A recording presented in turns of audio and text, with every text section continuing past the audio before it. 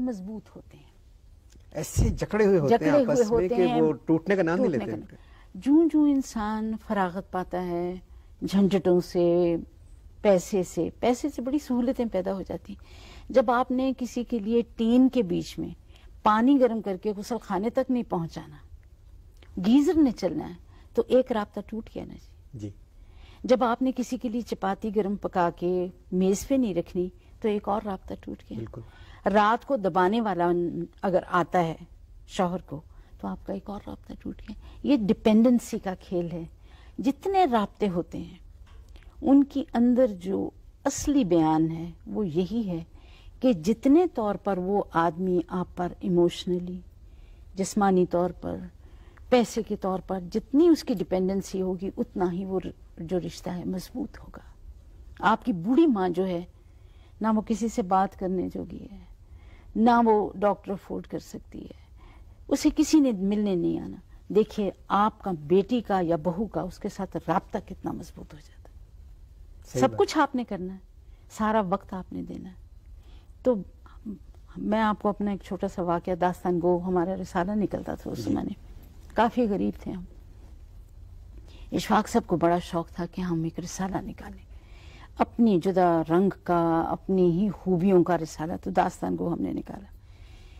ہمارے پاس ڈرائر نہیں ہوتا تھا، ہم گھر ہی پہ اس کا جو سرے ورک وہ بھی چھاپتے تھے. میرے بھائی آرٹسٹ تھے، وہ سرے ورک بناتے تھے، سلک سکرینز پرنٹنگ وہ کچھ کرتے تھے. مجھے کچھ پتہ نہیں کیا چیز وہ آتی جاتے، پینٹ بنانا پڑتا. تھوڑی دیر کے بعد میرے بھائی آواز دیتے تھے بھی پینٹ موٹا ہو گیا ہے، پتلا کرو. تو پھر اشفاق صاحب میں زور زیادہ تھا، یہ اس کو پتلا کرتے تھے. گھر کے برآمدے میں چکیں لگی تھی، پرانے زمانے کا پردے کا رواج. تو ہم برآمدے میں بیٹھ کر سلک سکرین پرنٹنگ پہ داستان گو کا سرے ورک بنایا کرتے تھے. وہ اتنا سا رسالہ ہوتا تھا. سکھائیں کیسے؟ ڈرائرز تو ہیں نہیں، پیسہ بھی ہے نہیں کہ ڈرائر خرید لیں کہ وہ پیپر بجائے سلک سکرین کا. وہ بھائی وہ تو اتنے ہزار میں آتا ہے. روز رات کو یہ ڈسکشن ہوتا تھا کہ اس کے لیے ڈرائر ہونا چاہیے، لیکن نہیں مل پاتا تھا. تو مجھے آواز دیتے تھے، مجھے چھوٹا بلا کے، چھوٹے ادھر آ جا، سب باورچی خانہ بند کر دے، کھانا بند کر دے، سب کچھ. یہ لگاتی جا تو دو چکوں کے درمیان فاصلہ بنا کے اس کو سوکھنے کے لیے لگا دیتے تھے. 1000 کاغذ، 1500 جتنا چھپنا تو وہ اس میں لگانا، وہ میرا کام ہوتا تھا. ایک دن غلطی سے ایک کاغذ میرے سے گر گیا. دونوں میرے بھائی بھی اٹھ کھڑے ہوئے، میرے میاں بھی. شوونزم کی بات. اشفاق صاحب تنخواہ کیا تھی جب شادی ہوئی آپ کی؟ اشفاق صاحب جب میرے ساتھ ان کی شادی ہوئی تو بے روزگار تھے. تو ایک بے روزگار شخص سے آپ نے شادی کی، تو آمدنی کا ذریعہ کیا تھا؟ صرف آپ لوگ کہانیاں چھپتی تھیں یا کیا؟ جی کچھ پیسے تھے. اشفاق صاحب اٹلی سے کما کے لائے تھے، وہاں پروفیسر تھے اٹلی میں، وہاں سے آئے تھے. تو ہماری فراغت سے میری مراد یہ ہے کہ فائد شاری کیس. اس زمانے میں اتنا ڈھنڈار نہیں تھا نا اسٹینڈرڈ آف لیونگ کا.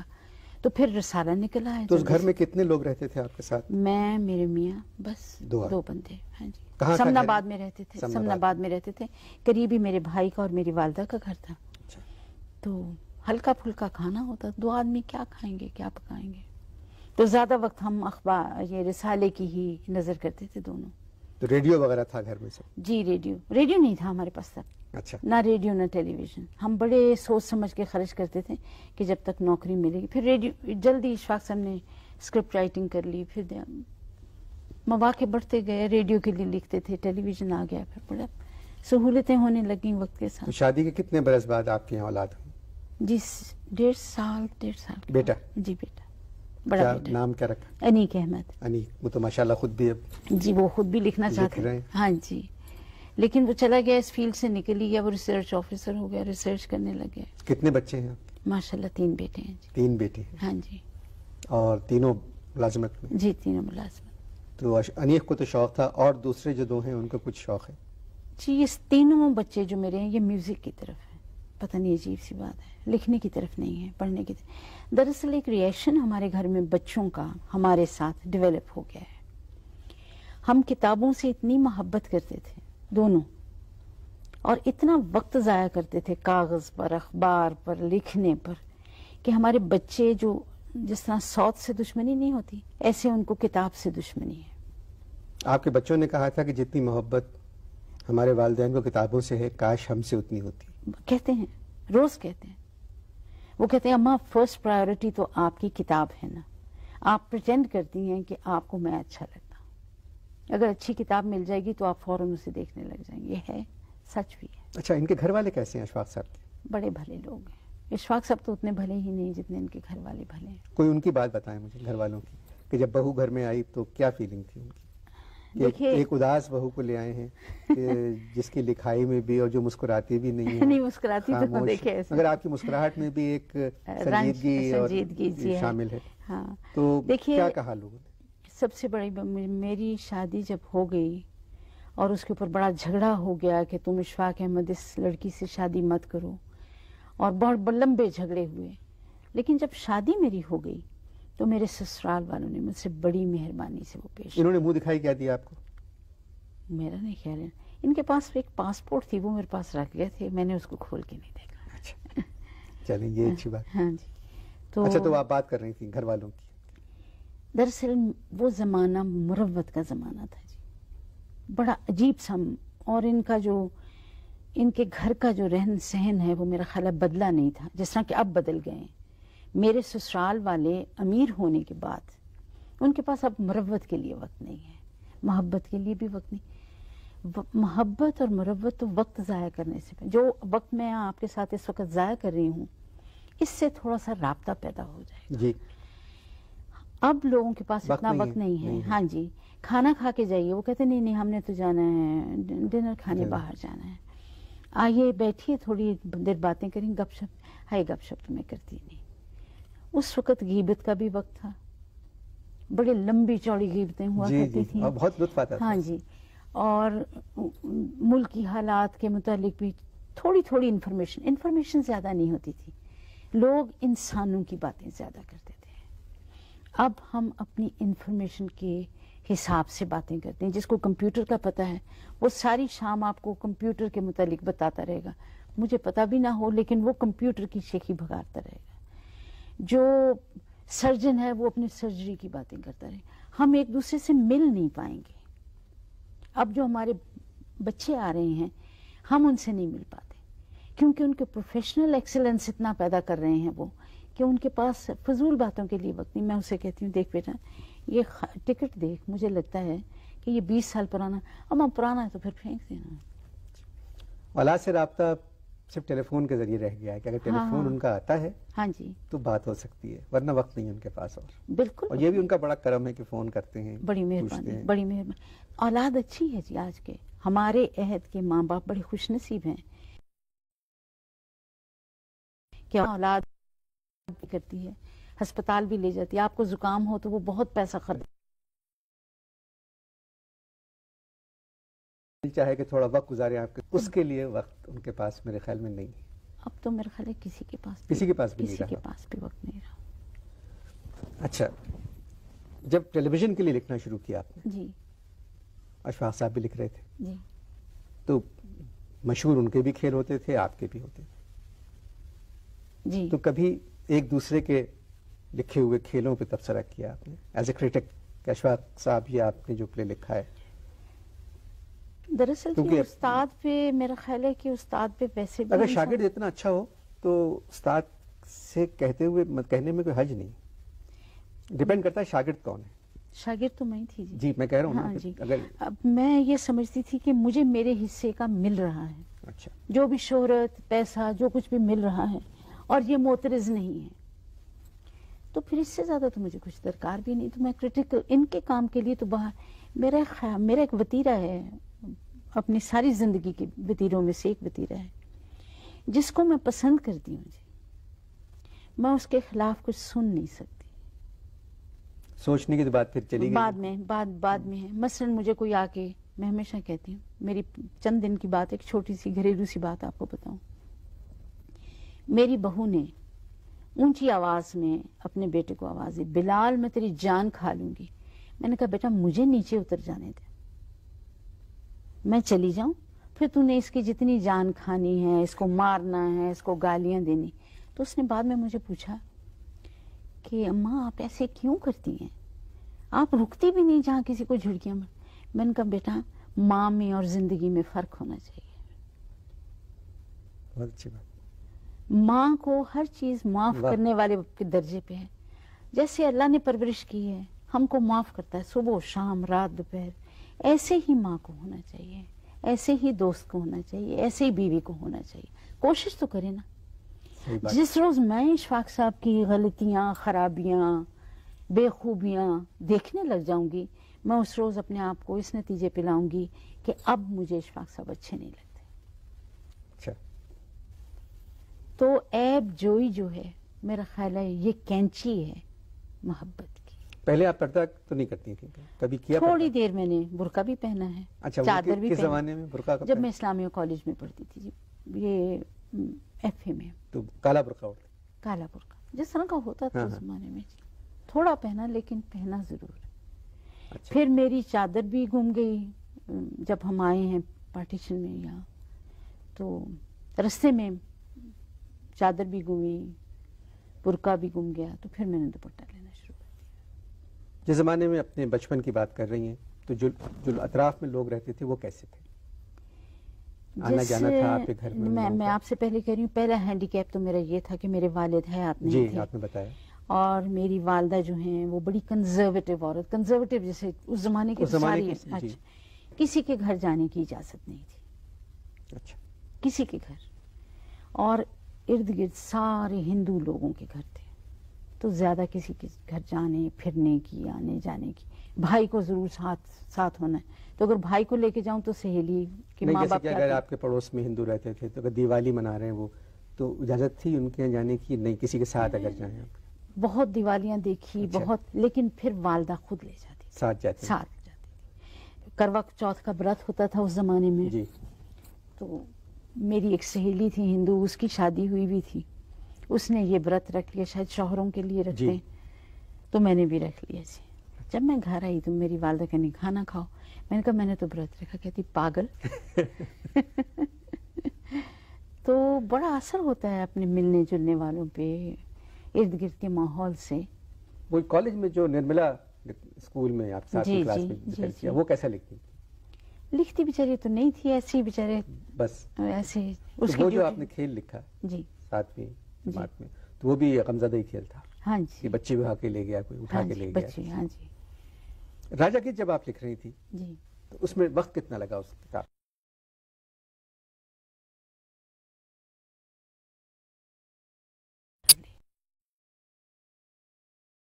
سوچتا رہے, 12 سال مجھے اسے سوچنے پہ لگے. پھر 2 مرتبہ میں نے راجا گیت, اگر مجھے وقت مل جائے, 4 سال مجھے لکھنے میں لگے. 4 سال؟ جی. اور راجا گیت کے بعد کیا لکھا آپ نے؟ راجا گیت کے بعد میں نے, میرا خیال ہے 3-4 ناقابل ذکر لکھا, افسانوں کا مجموعہ لکھا. تو پھر بند دروازہ لکھا ہے, کہ ابھی حال ہی میں 3-4 سال ہوئے ہیں. مرد ابریشم قدرت اللہ شاہب کی زندگی پہ. زندگی پہ تو نہیں کہنا چاہیے, اسے کہنا چاہیے کہ میں نے اس مرد ابریشم کو جو تاثر اس سے لیا, اپنے بچوں کے وساطت سے, مفتی جی کی وجہ سے, اشفاق صاحب کی وجہ سے, جیسے میں نے انہیں جانا, اس اتنے بڑے آدمی کو, اس کے کچھ تاثرات ہیں وہ کتاب مرد ابریشم. اور بند دروازہ ایک ایسی کتاب ہے جو میرا خیال ہے کہ لوگوں کو پڑھنی چاہیے, کہ آج کے عہد میں جب کلچر مغرب کی طرف بھاگا جا رہا ہے یا مشرق کی طرف بھاگا جا رہا ہے, بڑے پیوند لگ رہے ہیں اسے, ہر قسم کے پیوند لگ رہے ہیں اسے, تو ہم اپنی اندر کی قوت کو کیسے بچائیں؟ اندر کی ایک قوت ہوتی ہے جو مقابلہ بہت اسٹرانگ ہوتی ہے. ہاں جی, اندر والی قوت سے زیادہ کوئی چیز نہیں ہوتی. تو اس کے لیے وہ, اس کو اجاگر کرنے کے لیے وہ لکھا. اور ابھی حال ہی میں میرا خیال ہے 8-10 دن میں میری نئی کتاب آئے گی, سامان وجود. وہ بھی افسانوں کی کتاب ہے. اور اب میں کوشش کر رہی ہوں, لیکن 6 سال تو مجھے لکھتے ہو گئے ہیں, ابھی تک وہ ناول دوسرا تیار نہیں ہوا. وہ نیت پر ہے. آپ کو ہمارے یہاں گانے والوں میں نصرت بڑا پسند ہے. گایا خود بچپن میں تو گاتے ہی رہے ہیں جی. بڑے کون سے گانے گاتی ہیں؟ یہ جی لتا کے گانے گا لیے, نور جہاں کے گانے گا لیے. نور جہاں میری بڑی پسندیدہ گائک ہیں. کیا گاتی ہیں جی؟ اور میں سمجھتا ہوں کہ جتنا احسان میڈم نور جہاں کا اس سرزمین پر ہے, کم ہی لوگوں کا نہیں ہوگا اتنا. اور خاص کر ان کے قومی ترانے تو بھلائے نہیں جا سکتے. کس طریقے سے اور کس جذبے اور سلیقہ ہی سلیقہ ان کے گانے میں. گانے والے تو سبھی اچھے ہیں, بہت سے اچھے ہیں, لیکن نور جہاں تو بہت باکمال خط. اشفاق صاحب گاتے تھے؟ بڑا زبردست گاتے تھے. ہاں بہت زبردست گاتے, اونچی آواز میں, بڑے لہن کے ساتھ. جب یہ تھائی لینڈ وغیرہ جاتے ہیں تو آپ کبھی ساتھ جاتی ہیں؟ اب تو جانے لگی جی پچھلے, لیکن جب بچے چھوٹے تھے پھر نہیں جا پاتی. تو پھر جب واپس آتے تھے یہ تو جو باتیں آپ سے کہتے تھے آپ یقین کر لیتی ہیں کہ یہ بالکل ٹھیک کہہ رہے ہیں؟ میں سمجھتی ہوں کہ ہر ایک انسان کو یہ حق ہے کہ اس کی پرائیویٹ لائف اسی کی پرائیویٹ لائف رہے. یہ آپ نے اتنی بڑی بات کی ہے بانو آپا کہ ایک پڑھا لکھا آدمی یہ بات کر رہا ہے. میں بھی یہ سمجھتا ہوں کہ جو ذاتی زندگی ہے اس میں کرید نہیں ہونی چاہیے. اس میں کرید نہیں, بالکل نہیں ہونا چاہیے. نہیں ہونی چاہیے. کیونکہ اگر آدمی سچا ہے گھر سے اور اپنی اولاد سے تو اس سے بڑی بات ہی نہیں ہے کوئی. ویسے بھی میں سمجھتی ہوں جی کہ ایک اندر پرائیویسی ہر انسان کی قائم کر دیجئے. اس دروازے پہ کھٹکھٹانے کی ضرورت نہیں ہے. چلیے, وہ کیا رائے رکھتا ہے کسی اور آدمی کے متعلق, وہ اپنے خالی وقت اوقات کیسے صرف کرنا چاہتا ہے, اس کی ایمبیشن کیا ہے, اس کی خواہشات کیا ہیں, ہاں وہ مجھے اپنے از خود بتا دے, ٹھیک ہے. لیکن ویسے پوچھتے رہنا تمہیں فلاں لڑکی اچھی لگتی ہے کہ میں وہ فلاں اچھی لگتی, یہ میرا خیال ہے یہ صحیح لا حاصل ہے, اس سے کچھ پتہ نہیں چل سکتا. صحیح. کبھی ساڑی پہنی آپ نے؟ بہت ساڑیاں پہنی جی, بہت بہت. بلکہ میرا خیال ہے میری شادی میں تو زیادہ تر ساڑیاں ہی تھیں. اچھا. ہاں جہیز میں. پھر وقت وہ جی بڑا دقت طلب لباس ہے, اس صحیح طرح سے پہنا جائے اچھی طرح سے. پھر یہ جو کاغذ لگانے والی لڑکیاں ہوتی ہیں نا جی, مشینوں میں سے اٹھا کے, یہ ساڑی نہیں پہن سکتی. مانا ٹیلی ویژن پہ جو ڈرامے پہلے آتے تھے جی, جس میں آپ لوگوں کی بہت محنت شامل تھی. ایک تو ہماری زبان میں ڈرامہ کم ہے, اردو میں ہے ہی نہیں. ہاں جی, یہ بڑی کمی ہے. اور جو بھی ڈرامے ہماری زبان میں آئے ہیں ان میں ٹیلی ویژن کا بہت بڑا حصہ ہے. بالکل. اور ابھی تک ٹیلی ویژن کے ڈراموں کو میرے خیال میں ادب میں, دنیا بھر میں بھی جہاں جہاں ٹیلی ویژن پہ ڈرامے ہوتے ہیں ان ڈراموں کو ادب میں وہ جگہ ابھی نہیں ملی, مگر ہمارے یہاں جگہ ضرور ملے گی, بلکہ مل چکی ہے, جو ٹی وی سے ہمارے ڈرامے پیش ہوئے. اب کیا ہو رہا ہے؟ اب تھوڑی سی بات کلچر کی کریں تو پھر ہی سمجھ آئے گی اس بات کی. جی, بات یہ ہے کہ انسان جس طرح جسم ہے اور روح ہے, ایسے بھی کلچر بھی تضاد میں ہے. ایک کلچر کا جسم ہوتا ہے اور ایک کلچر کی اندر پھرنے والی روح کہہ لیجئے یا اس کا سیپ کہہ لیجئے, جو اندر کی چیز ہوتی ہے. وہ کلچر میں جو اشیاء استعمال میں آتی ہیں وہ کلچر کا حصہ بن جاتی. جینز اب ہمارے کلچر کا حصہ بن چکا ہے, لوگ پہنتے ہیں. جب ساڑی پہنتے تو ساڑی بھی کلچر کا حصہ تھی. جس وقت چیزیں بدل جاتی ہیں تو کلچر بدل جاتا ہے. آپ لوگ تو عام طور پہ کچھ اور ڈیفائن کریں گے, لیکن میرا خیال ہے زیادہ تر جو اشیاء استعمال میں آتی ہیں وہ آپ کے کلچر کا رنگ بدلتی ہیں. اگر گاڑی آئے گی تو کلچر کو کچھ دھکا لگے گا نا. اندر کے کلچر کا کام یہ تھا, جس طرح روح کو ہم کہتے ہیں پاکیزہ رکھو, مضبوط رکھو, تاکہ وہ جسم کے کام آ سکے. جس وقت کلچر بن جاتا ہے ایسا جیسے ہے اس وقت, ایک باہر کا کلچر ہے, ایک اندر کا کلچر ہے. ہمارا اندر کا کلچر جو ہے نا, جو روح ہے کلچر کی, وہ ختم ہو رہی ہے آہستہ آہستہ. ہم بچوں کو یہ تو بتا رہے ہیں کہ تم پہ یہ جینز بڑی اچھی لگتی ہے, لیکن ہم یہ نہیں بتا رہے کہ جب تم CSS کا ایگزام دو گے نا تو فیل بھی ہو جاؤ گے. جب تمہیں طلاق ہو جائے گی تو کیا کرنا ہے, جب تمہارے بچے کو کینسر ہو جائے گا تو کیا کرنا ہے. وہ جو اندر کی مضبوطی کلچر عطا کرتا تھا یا مذہب عطا کرتا تھا, اندر کا جو کلچر ہوتا ہے وہ مذہب پہ بیٹھا ہوا ہوتا ہے. جی. جب اندر مذہب کم ہونے لگتا ہے تو جو درخت کا سیپ ہے نا جی, وہ پتلا ہو جاتا ہے, وہ مدد نہیں کرتا درخت کی. درخت کے بڑے رنگ برنگے پھل ہوتے ہیں, رنگ برنگے پودے پتے لاتا ہے, لیکن اس میں وہ مضبوطی نہیں رہ جاتی.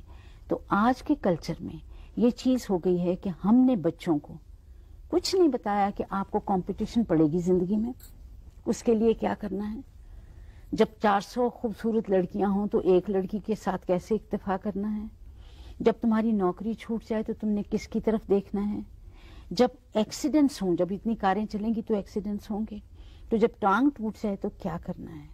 وہ مقامات کلچر کا اندر کا روحی حصہ بتایا کرتا تھا. وہ نانیاں، دادیاں، دادے وہ بتایا کرتے تھے بیٹا صابرین کے ساتھ ہے اللہ، شاکرین کے ساتھ ہے اللہ، مضبوط رہنا، کچھ نہیں، مصیبت آتی ہے چلی جاتی ہے. ہمارے آج کے موجودہ ڈرامے میں اسی چیز کا فقدان ہے. بیرونی بہت اچھا ہے، جو بیرونی کلچر ہے اسی کی عکاسی ہو رہی ہے. جو کچھ آپ دن میں دیکھتے ہیں وہی ڈراموں میں آ رہا ہے، لیکن ان مصیبتوں سے، ان ناہمواریوں سے ہم نے کیسے ڈیل کرنا ہے، کس ہتھیار کے ساتھ ڈیل کرنا ہے، یعنی درختوں کے اندر چلنے والا جو پانی ہے وہ خشک ہو گیا ہے. پرانے لکھنے والے میں اور آج کے لکھنے والے میں یہی فرق ہے. پرانے لکھنے والے کو اندر کی مضبوطی کا، روح کی مضبوطی کا زیادہ فکر ہوتا تھا، باہر کا فکر نہیں ہوتا تھا.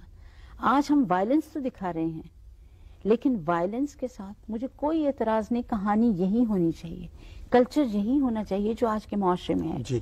لیکن نئے لکھنے والوں کو اس بات کا احساس نہیں ہے کہ ان حالات کا مقابلہ یہی حالات نہیں کریں گے جو ہم کر رہے ہیں، بلکہ ان کے اندر چلنے پھرنے والی روح کسی مذہب پر، کسی عقائد پر مبنی ہوگی تو ان حالات سے مقابلہ کر سکیں گے.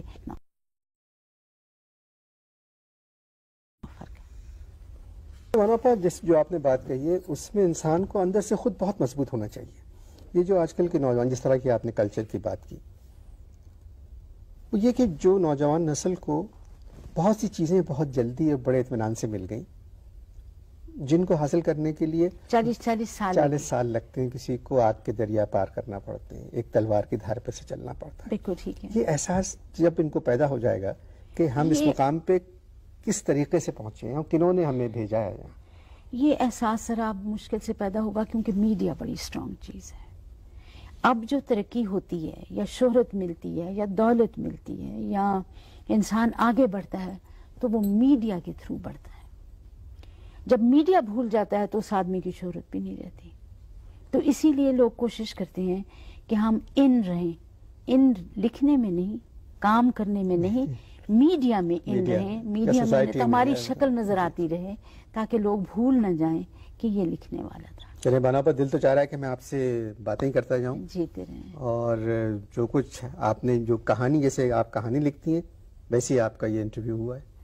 جس طرح آپ نے بچپن میں بادل، پتے، درخت، گھر، برآمدہ، کھڑکی وہ بتایا، اور جہاں ختم کی آپ نے کہانی، یہ خود بھی ایک پلے کی طرح. میں بڑی مشکور ہوں جی. میں تو آپ کو جانتی ہوں انور کی، میں نے تو سوشل لائف بھی ایک طرح سے عزلت نشین سمجھ لیجئے کہ میں تو اب قطع تعلق کر لیا ہوا ہے ان چیزوں سے، اور میں سمجھتی ہوں کہ تخلیق کار کو آخرکار خاموشی کی زندگی بھی گزارنی چاہیے.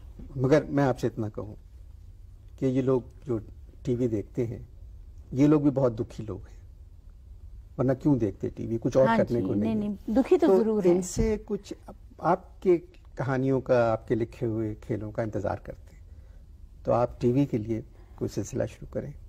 ایسی چھوٹی چھوٹی کہانیاں، جی تو چاہتا ہے، اور ذرا سی کہانیوں میں مسکراہٹ زیادہ ہونی چاہیے. جی زیادہ ہونی چاہیے، میں سمجھتی ہوں بہت ہونی چاہیے. لیکن میرا خیال ہے نہ تربوز اپنا رنگ بدل سکتا ہے نہ بینگن اپنا، تو قبول ہی کر لینا چاہیے. مگر کیا پتا آپ لکھیں تو ٹیلی ویژن اپنا رنگ بدل لیں. بہت بڑا میڈیا ہیوی ہو گیا ہے، لکھنے والے پہ ہے، بہت بڑا قلم ہے آپ کے ہاتھ. جی بہت بہت شکریہ. خوش رہیے اور مسکراتی رہیے. اچھا جی، خدا حافظ. خدا حافظ.